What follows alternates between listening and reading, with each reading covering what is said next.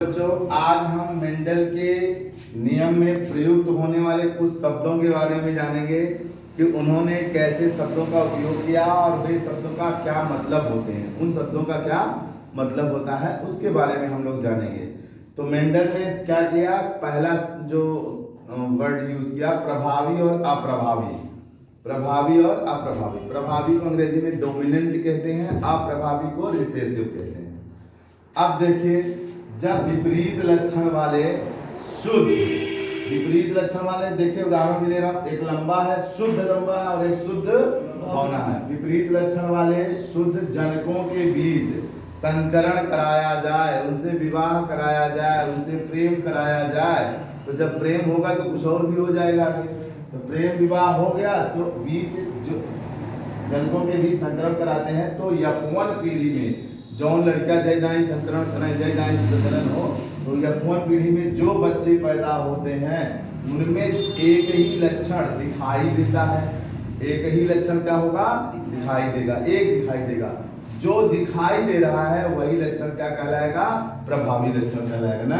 एक ही लक्षण दिखाई देता है जबकि दूसरा लक्षण छिपा रहता है, और जो लक्षण दिखाई देता है वह प्रभावी लक्षण कहलाता है और जो दिखाई नहीं देता वह। तो इसके मतलब एक दिखाई देगा और एक छिपा रहेगा, गायब नहीं होगा, जाएगा नहीं कहीं, पर वह रहेगा।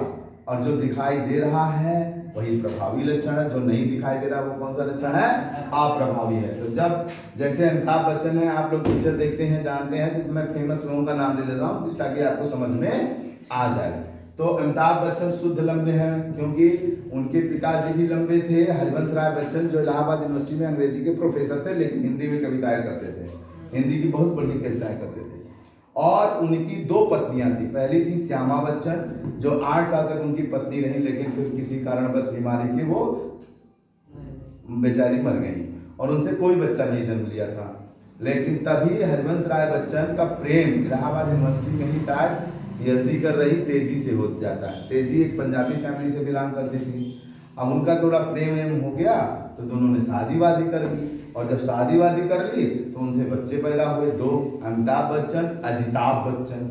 और तेजी बच्चन भी लंबी उम्री थी, तो दोनों बच्चे क्या हो गए, लंबे हो गए। तो अमिताभ बच्चन शुद्ध लंबे हो गए। अब जया बच्चन का मुझे बैकग्राउंड तो नहीं पता है, जया बच्चन का बैकग्राउंड नहीं पता है, लेकिन जया बच्चन छोटी हैं तो हम मान लेते हैं, मान लीजिए, सपोज कर लीजिए, ठीक है, कि स्मार्टी है वो। और जब दोनों में विवाह हुआ तो क्या हुआ, यहाँ हमारे 4 संतानें दिखाने के लिए मूड है, वो लोग दुए पैदा किए, एक बिटिया एक बेटुआ। बिटिया का नाम श्वेता बच्चन है, बेटे का नाम अभिषेक बच्चन है, दोनों लंबे हैं। लेकिन क्या माता का गुण बौनेपन का गायब है, नहीं, अभिषेक बच्चन में भी छिपा है और श्वेता बच्चन में। जब मौका पाएगा, कहीं छोटे से विवाह हुआ ऊपर नीचे पीढ़ी में, तो वो उभर के सामने आएगा, उसको हम लोग आगे पढ़ाएंगे। लेकिन फिलहाल वर्तमान समय में यह बता रहे हैं कि अभिषेक बच्चन और श्वेता बच्चन दोनों लंबे हैं, दोनों लंबे हैं। तो लंबेपन का गुण किधर से आ रहा है, पिता से आ रहा है। शुद्ध लंबेपन का गुण कहाँ से आ रहा है, पिता से। और बावनेपन का गुण छिपा है माता में। तो जो छिपा है वह अप्रभावी और जो दिख रहा है वो प्रभावी।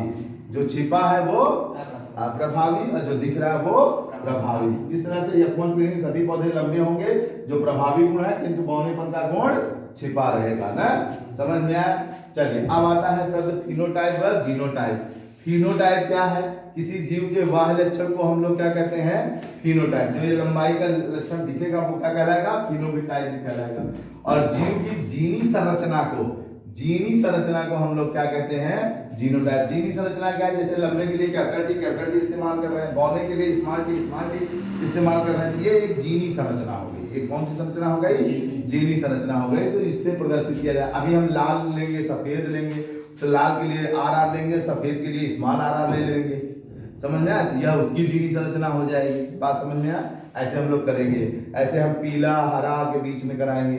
ठीक, अब आता है संकर। संकर क्या है, जब तुलनात्मक रूप से विपरीत लक्षण वाले नर और मादा के बीच, अब एक लंबा वही अभिषेक बच्चन, अमिताभ बच्चन और जया बच्चन के बीच में निषेचन कराया जाता है, तो उनसे उत्पन्न संतानें क्या कहलाती है, संकर संतान कहलाती है ना। प्रियांशी संकर संतान है। और यह क्रिया क्या कहलाता है, संकरण। और किसके मम्मी पापा लंबे छोटे हैं, और क्यों, पापा कहाँ छोटे, मम्मी पापा छोटे, मम्मी लंबी है, शंभू यादव की तरह ना। शंभू यादव के भाई क्या है वाइफ का हम देखे हैं अपने यहाँ से, वो लंबी है और हस्बैंड थोड़े छोटे हैं। और दया देखिए तो बच्चा छोटा वाला बच्चा तो 6 फीट प्लस है ना, ठीक। तो ये चीज़ें होती हैं। देखिए हमारे क्लास में एक स्टूडेंट है और उसका भी पापा थोड़े हाइट में कम है, मम्मी लंबी है। और क्लास में एक हमारी स्टूडेंट हैं जिसके पापा लंबे हैं, मम्मी छोटी हैं। तो दोनों के अंदर दोनों के गुण तो रहेंगे ही। अब ये लड़का लंबा दिख रहा है भी, तो लंबा हो रहा है तो इसका कारण क्या है कि इसके अंदर माता का गुण प्रभावी है, पिता का गुण छिपा। और ये लड़की बेचारी हाइट में कम आ रही है, लेकिन पिता जिसके लंबे हैं, मम्मी छोटी हैं, तो ये किसका गुण आ रहा है? माता का प्रभावी है।